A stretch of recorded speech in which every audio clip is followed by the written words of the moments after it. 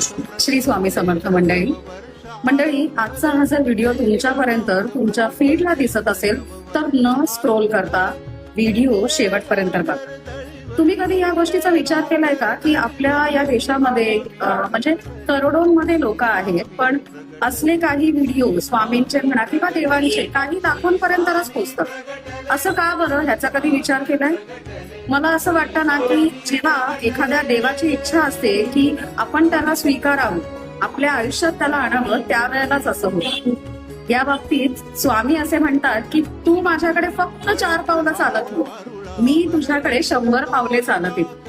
त्याच्यामुळे मला असं वाटतं, म्हणजे माझ्या आयुष्यातही स्वामी तसेच काहीतरी आहेत.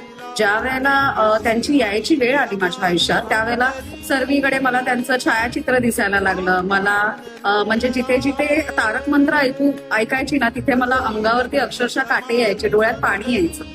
त्यानंतर मग मी स्वतःला एकदा म्हणजे स्वतःशी एकदा बोलले आणि मी म्हटलं चला एकदा आपण त्यांची भक्ती करून बघू. आणि जेव्हापासून त्यांची भक्ती करायला लागली, म्हणजे त्यांनी मला एकदम आपलंसच करून घेतलं.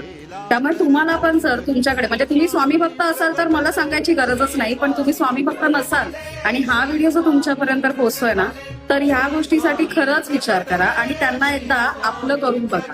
ते तुम्हाला म्हणजे त्यांच्या भक्तीत एकदम तल्लीन करून टाकतील.